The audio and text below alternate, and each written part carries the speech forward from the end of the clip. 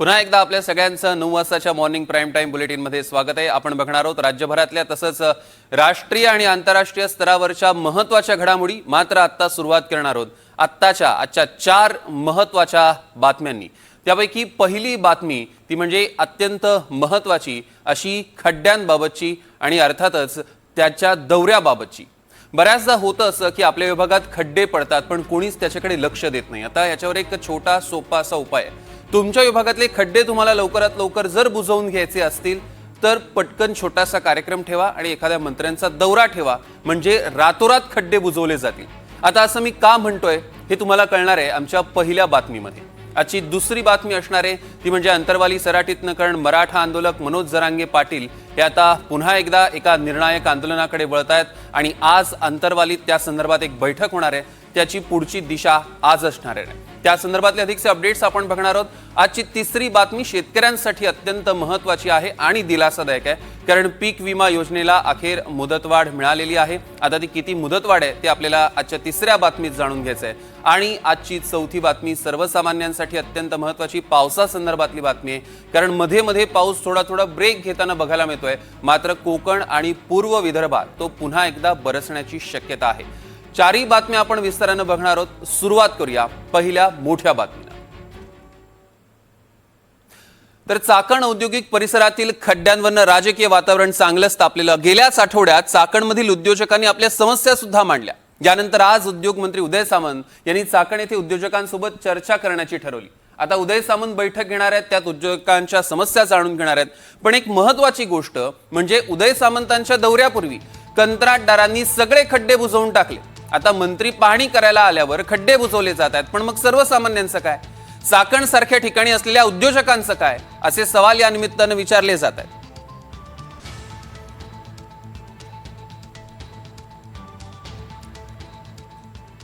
या संदर्भातले अधिकचे अपडेट्स आपल्याला घ्यायचे आहेत।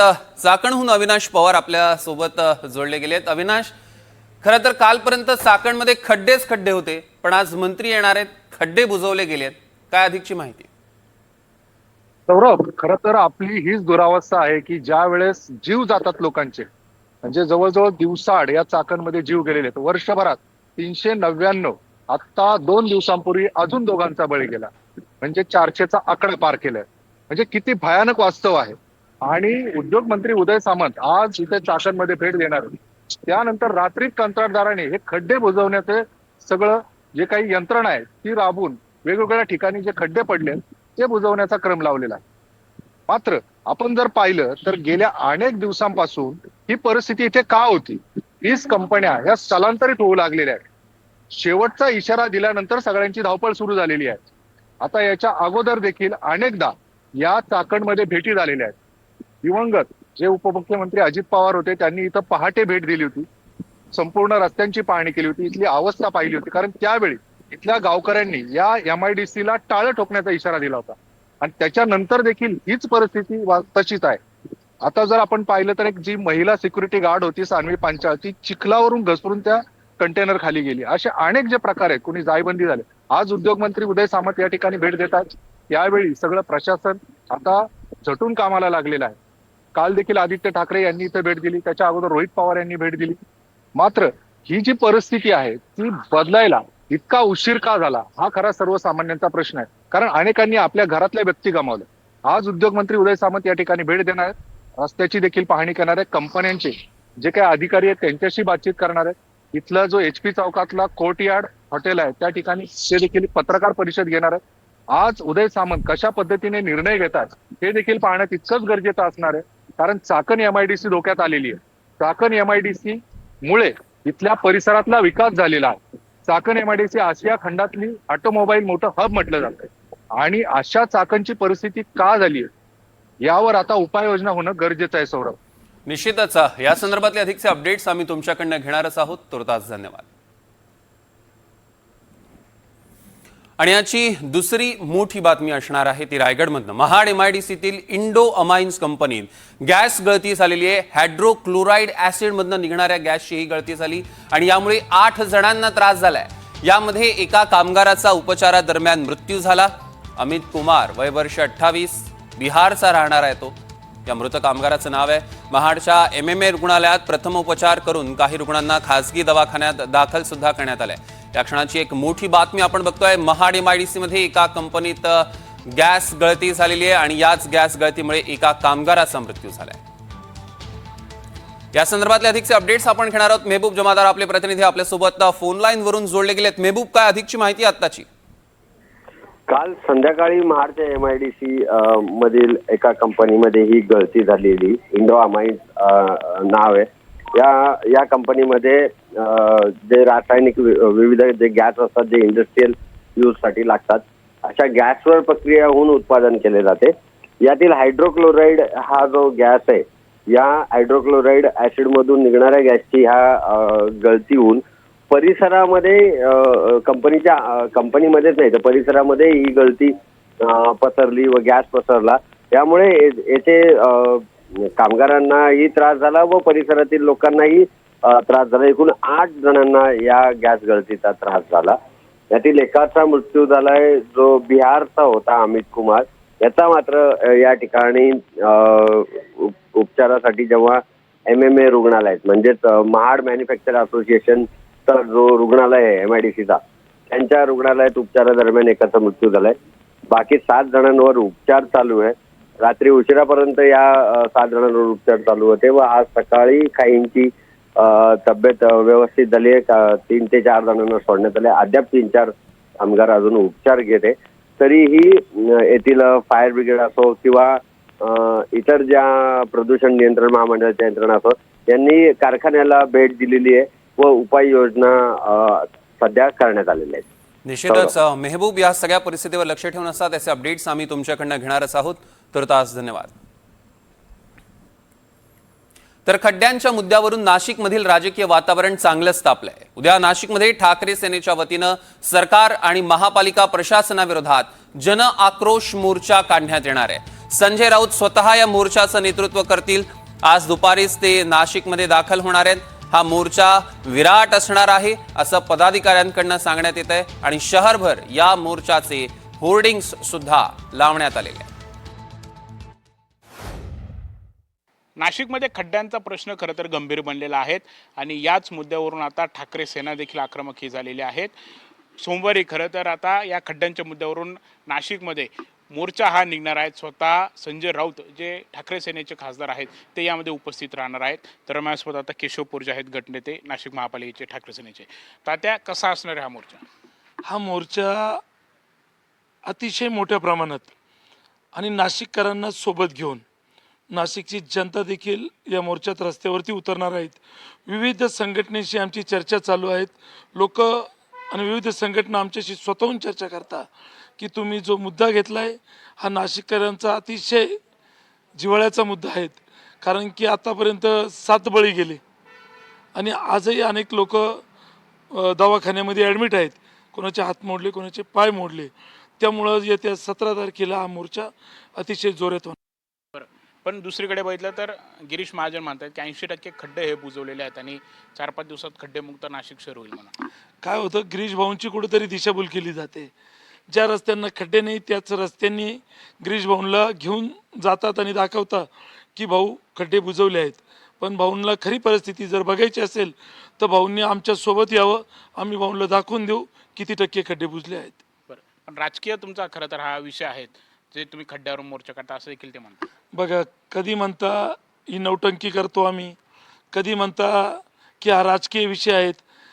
हे येत्या 17 तारखेला कळेल की हा राजकीय विषय आहे की नाशिककरांचा विषय आहे. बरं, पण एकंदरीत या मोर्चाचं स्वरूप कसं असणार आहे? मोर्चाचं स्वरूप खूप मोठ्या प्रमाणात असणार आहेत.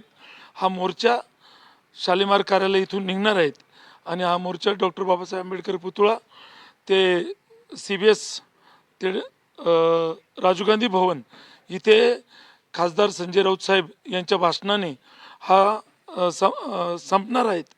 म्हणून तुम्हाला सांगतो, मी नाशिककरांना देखील आवाहन करेल की आपण कुठल्याही पक्षाचे असाल, कुठल्याही संघटनेचे असाल, पण तुम्ही सर्वात पहिले ते एक नाशिककर आहेत आणि आपला नाशिककरांचा जीव इतका स्वस्त नाही आहे की जीव गेल्यानंतर 5 लाख रुपये घेणं. याच्यापेक्षा रस्त्यावर उतरा. खड्डेमुक्त नाशिकची जी घोषणा आहे ते हवेतच आहेत. आज आपण जर रस्त्यावर उतरलो तर निश्चित आपले जे मुलं बाळं रस्त्याने जातात ते सुरक्षित होतील. आपल्या परिवाराच्या सुरक्षेसाठी आपण रस्त्यावर उतरलं पाहिजे. एकंदरीत आपण बघत आहोत की नाशिककर म्हणून खरं तर या मोर्चात सहभागी व्हा असं आवाहन ठाकरे सेनेकडून केलं जातं आहे. त्यासोबतच आमचा मोर्चा हा राजकीय आहे की नक्की काय हे तुम्हाला 17 तारखेला कळेलच असा देखील इशारा आता ठाकरे सेनेकडून देण्यात आला आहे. कॅमेरामॅन विकी पवारसह प्रांजल कुलकर्णी, NDTV मराठी, नाशिक. तर मराठा आरक्षणाच्या अंमलबजावणीसाठी मनोज जरांगे पाटील यांनी 29 ऑगस्टपासून आंदोलनाची घोषणा केली आहे आणि याच आंदोलनाच्या पार्श्वभूमीवर आज अंतरवाली सराटीत मराठा आंदोलकांची एक महत्त्वपूर्ण बैठक आयोजित करण्यात आली आहे. आजच्या बैठकीमध्ये मनोज जरांगे पाटील आंदोलकांसोबत चर्चा करतील आणि 29 ऑगस्टच्या आंदोलनाची दिशा ठरवली जाईल.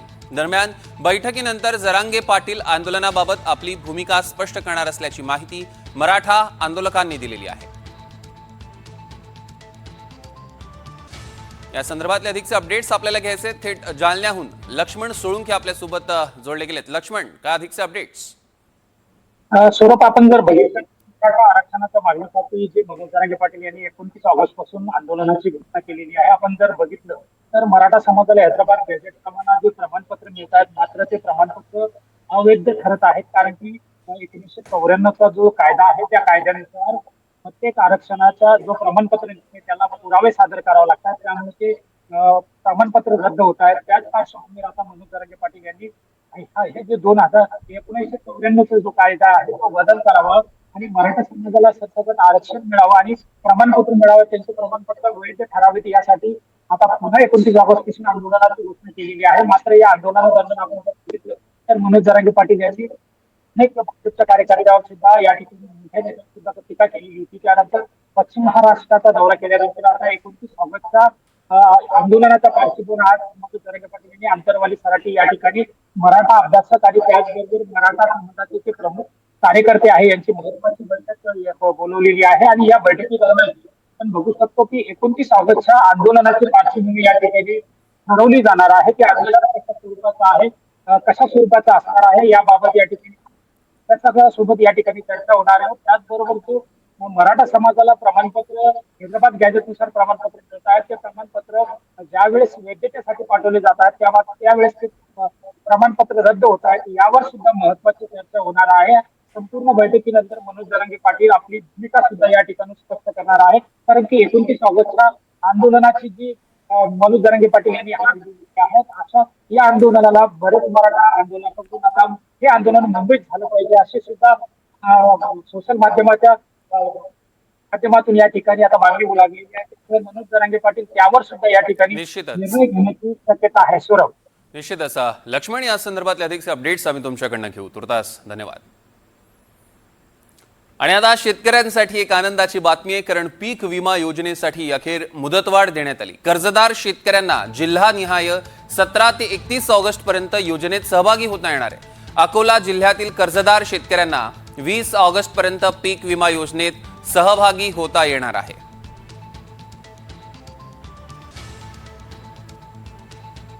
आपण बघतोय की पीक विमा योजनेसाठी अखेर मुदतवाढ मिळालेली आहे. 17 ते 31 ऑगस्ट पर्यंत या योजनेत आता सहभागी होता येऊ शकतं. 17 ऑगस्ट अहिल्यानगर, नाशिक, चंद्रपूर, नांदेड, ठाणे, रत्नागिरी, रायगड ही पीक विम्यासाठीची जिल्हानिहाय मुदत आपण बघतोय ग्राफिक्सच्या माध्यमातून. छत्रपती संभाजीनगर, भंडारा, पालघर, अमरावती, गडचिरोली. तर 20 ऑगस्ट सोलापूर, जळगाव, सातारा, हिंगोली, अकोला, धुळे आणि पुणे. 31 ऑगस्ट परभणी, वर्धा, नागपूर, जालना, गोंदिया, कोल्हापूर आणि वाशिम. सोबतच बुलढाणा, सांगली, नंदुरबार, धाराशिव आणि लातूर, बीडसाठी सुद्धा 31 ऑगस्ट. आणि आजची चौथी महत्वाची मोठी बातमी, राज्यात पावसाचा जोर थोडासा कमी झालेला दिसतोय. मात्र कोकण, घाटमाथा आणि विदर्भातील काही भागात अद्यापही मध्यम सरी पडतात आणि पुढील 2 दिवस या भागातील काही ठिकाणी पावसाचा अंदाज आहे. राज्याच्या इतर भागात ढगाळ हवामानासह हलक्या पावसाची शक्यता हवामान विभागानं वर्तवलेली आहे. राज्यातील काही भागात आज हलक्या ते मध्यम पावसाचा अंदाज हवामान विभागानं वर्तवलाय. कोकणातील रत्नागिरी आणि रायगड जिल्ह्यात तसंच विदर्भातील नागपूर, भंडारा आणि गोंदिया जिल्ह्यात काही ठिकाणी जोरदार पावसाची शक्यता वर्तवण्यात आलेली आहे.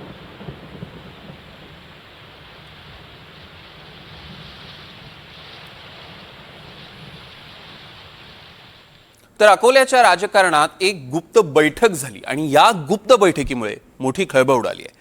उपमुख्यमंत्री एकनाथ शिंदे यांचे अत्यंत विश्वासू असे नेते ॲडव्होकेट निलेश देशमुख यांनी अकोला लोकसभा निवडणुकीत काँग्रेसचे उमेदवार राहिलेले डॉक्टर अभय पाटील यांची त्यांच्या टॉवर चौकातील निवासस्थानी रात्री उशिरा भेट घेतली आणि या दोघांमध्ये 2 तास बंद दारात चर्चा झाली. डिनर डिप्लोमसी सुद्धा रंगली. अकोल्याच्या 2023 मधील लोकसभा निवडणुकीत काँग्रेस पक्षाचे पराभूत उमेदवार यांच्यासोबत ही चर्चा झाली. त्यामुळे डॉक्टर अभय पाटील शिवसेनेच्या वाटेवर असल्याची जोरदार चर्चा आहे.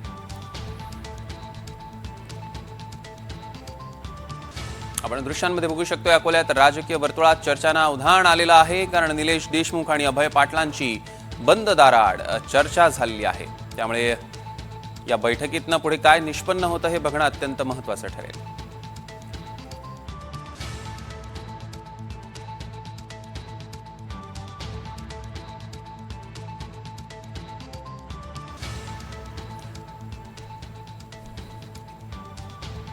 योगेश शिरसाट आपले प्रतिनिधी आपल्यासोबत फोन लाईन वरून जोडले गेलेत. योगेश, काय अधिकचे अपडेट्स? सौरव, नक्कीच अकोल्याच्या राजकारणात शनिवारी रात्री मोठी एक खळबळ उडाली आहे. रात्री एक गुप्त बैठक झाली आहे. दरम्यान उपमुख्यमंत्री एकनाथ शिंदे यांचे अत्यंत विश्वासू ॲडव्होकेट निलेश देशमुख यांनी लोकसभा निवडणुकीत काँग्रेसचे उमेदवार राहिलेले डॉक्टर अभय पाटील यांच्या निवासस्थानी रात्री भेट घेतली आणि या दोघांची रात्री 2 तास बंद दारात चर्चा झाली आणि डिनर डिप्लोमसी सुद्धा रंगली. दरम्यान काही दिवसापूर्वी काँग्रेसचे जिल्हा निरीक्षक तथा प्रदेश महासचिव दिलीप सरनाईक यांच्यासह काँग्रेसचे ग्रामीणचे जिल्हा अध्यक्ष प्रकाश तायडे आणि महानगर अध्यक्ष महेंद्र गवई यांनी डॉक्टर अभय पाटील यांची भेट घेऊन त्यांची नाराजी आणि अडचण ऐकून घेतली होती आणि मनधरणी करत पक्षात राहण्याचा आग्रह विनंती केली होती. मात्र काल रात्री झालेल्या 2 तासाच्या चर्चेमुळे राजकीय वर्तुळात निश्चितच योगेश, यामुळे राजकीय वर्तुळात चर्चांना उधाण आलेलं आहे. अधिकचे अपडेट्स घेऊ तुर्तास. धन्यवाद.